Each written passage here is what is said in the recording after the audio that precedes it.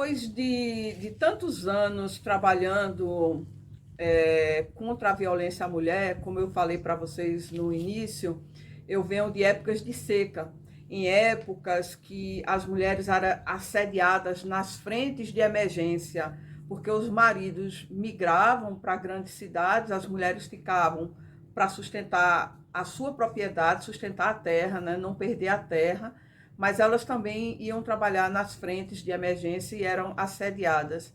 À época, Vanette, lá de Serra Talhada, criou a frente de emergência só de mulheres, para ver se reduzia o sofrimento dessas mulheres que eram assediadas e que mesmo que elas não fizessem, não cedessem, eles ameaçavam que iam comentar. E aquela época, como hoje, quando o povo comenta, poucas pessoas vão atrás da verdade, né? Já entende que é uma verdade e essas mulheres sofriam muito.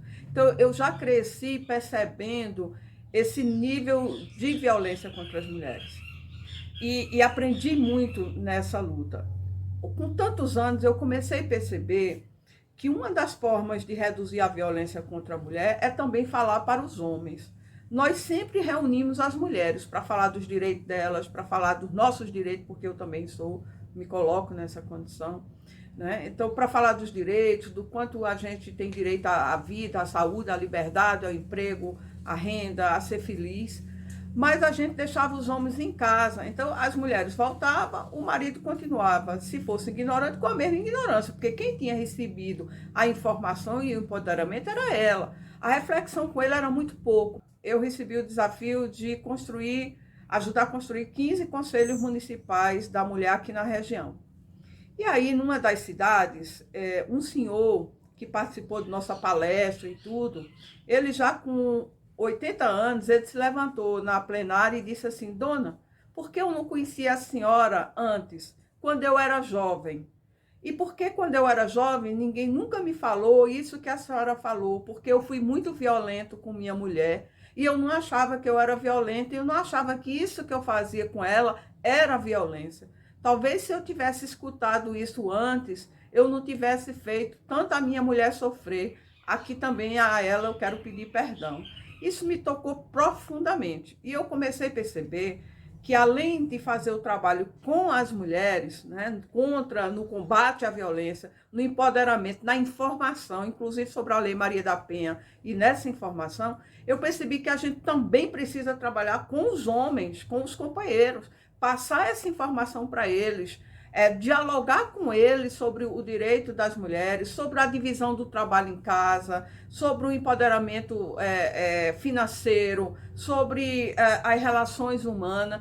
Falta alguns homens, né, que por natureza não seria tão ruim algumas informações. Tem gente que é ruim por natureza e violento, mas eu acho que a gente precisa também, né, ampliar o trabalho de violência, do combate à violência contra a mulher para os seus companheiros, para os homens. A gente precisa conversar com essa juventude, a juventude seja feminina ou masculina, a gente precisa dialogar com essa juventude, o que é direito, o que é respeito, o que é relação harmoniosa, o que é relação equitativa, justa e solidária. Porque só falar para as mulheres hoje eu entendo, depois de tantos anos, posso até estar errada, mas eu creio que não seja suficiente. É indispensável. A mulher está em primeiro lugar, mas também trabalhar com os homens, desde jovem, desde criança a jovem, até mesmo os adultos,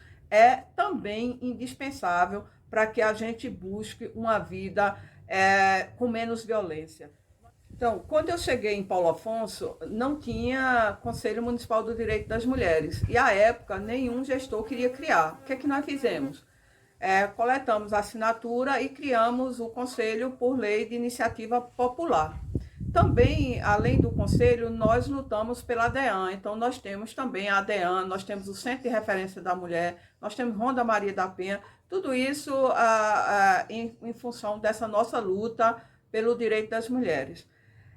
Mas nós não ficamos felizes, eu não fico feliz quando vejo a estatística da DEAN subir, porque significa que tem mais mulheres sendo violentadas, né? Ou mesmo procurando a DEAN para denunciar. o nosso ideal é que essas estatísticas não subam. Para isso que nós precisamos que a juventude, que os adultos, tanto homem quanto mulher, as mulheres sabendo dos seus direitos e os homens sabendo por que respeitar, né? É isso que a gente quer.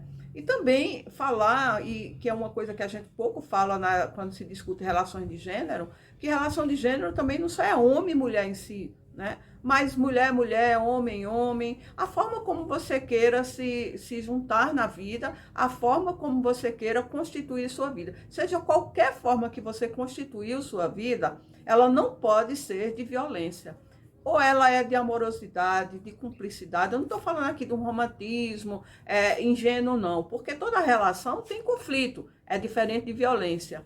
Né? Conflitos são conflitos de ideias, de diferença, porque nós somos diferentes e devemos nos mantermos, né? Devemos nos manter diferente. Essa diferença que nos une é diferente de violência. Então, eu estou falando aqui não de uma relação ingênua, estou reafirmando, relação tem conflito, mas ela não pode ter, não deve ter violência. E é nesse contexto que eu acho que a luta das mulheres deve se firmar. E é nela que eu também me firmo, como ecofeminista, como uma pessoa que luta contra a violência, todos os tipos de violência contra a mulher, mas também todos os tipos de violência contra os seres humanos. Eu acho que muita gente, é também importante esclarecer, que muita gente diz assim, por que você então é ecofeminista e não humanista? E eu respondo, porque o ecofeminismo é também político. Nós lutamos, né, por oportunidades iguais, lutamos por políticas públicas, né, de equidade. Já o humanismo, ele está numa via mais filosófica, mais espiritual, igualmente importante. Eu não estou aqui dizendo quem é melhor e quem é não, muito pelo contrário. Ambos são indispensáveis, são muito importantes. Porém, no combate à violência contra a mulher tem que ter a discussão sociopolítica, porque passa também por definição política. A extinção do Ministério da Mulher é uma violência contra a mulher. A extinção de várias políticas voltadas para as mulheres, como o programa Minha Casa Minha Vida, como o direito ao Bolsa Família e tantos outros, é uma violência contra a mulher e é uma violência institucionalizada, o que é mais grave ainda. Tristemente e lamentavelmente, a gente vive a pandemia Covid-19 e também a sindemia, que são todas as consequências causadas pela pandemia. É muito triste, eu não vou citar dados, porque não importa quantas pessoas morreram, do ponto de vista que se só morreu uma, essa uma vida era igualmente importante. Essa uma vida é de uma dimensão incomensurável para quem perdeu esta vida. Então, uma vida, 300 mil vidas, né, tem a mesma dimensão do ponto de vista daquela pessoa que perdeu o seu ente querido, né, sua pessoa. Eu espero me fazer compreender nisso que eu estou querendo dizer. E mais triste ainda é saber que muitas dessas mortes poderiam ter sido evitadas se a gente tivesse um governo de âmbito nacional mais comprometido com a saúde pública e coletiva do ponto de vista da prevenção. Se desde o início nós tivéssemos tido todas as medidas preventivas, ainda que rigorosas e dolorosas, muitas dessas mortes poderiam ter sido evitadas. Então, vai aqui meu fraterno abraço a cada pessoa, seja uma ou mais de 300 mil, 400 mil, que perderam suas pessoas. Aquelas que agonizam nesse momento com o vírus. Aquelas pessoas que vê na sua família uma pessoa sofrendo, que está angustiada. Vai nosso fraterno abraço e dizer que nós, mulheres, temos que mudar isso. Todas as crises mundiais, todas as crises da humanidade, foram as mulheres que foram à frente e disseram basta. Então eu acho que nós mulheres, assim que vacinadas, nós devemos voltar para a rua, lutar por tudo que nós já perdemos, vamos resgatar o que nós já perdemos e vamos continuar lutando para garantir tudo o que precisamos e merecemos. Esse é um momento muito importante. Eu acho que será uma homenagem a todas as famílias, né, que passam tantas as dores nesse momento. Eu acho que eu tenho muita dificuldade de falar, porque eu tenho perdido vários amigos. Eu tenho dia que desanimo, mas depois eu redobro as forças justamente por isso. Porque vai ter um momento que, como diz Tiago de Mello, faz escuro, mas eu canto, a gente vai ter que cantar, a gente vai ter que engolir o choro e ir para a rua, porque esse país não pode continuar mais desse jeito. Com tanta injustiça social, com tanto descaso com as políticas públicas que refletem na vida de cada uma das mulheres. Porque quando uma mexe com sua família, mexe com ela, né? Então, a mulher, ela é guardiã, né? E não como responsabilidade, porque eu também não gosto de colocar esse peso sobre a mulher, mas ela é guardiã por serenidade, ela é guardiã por espiritualidade, ela é guardiã por amorosidade, por essa diferença mesmo. Nós somos diferentes dos homens, sim, né? Não quer dizer que sejamos desiguais. Então, acho que as mulheres devem estar fortalecidas para a gente ecoar, né, o Brasil que a gente quer, o Brasil que a gente possa dizer de novo, esse é um país feliz.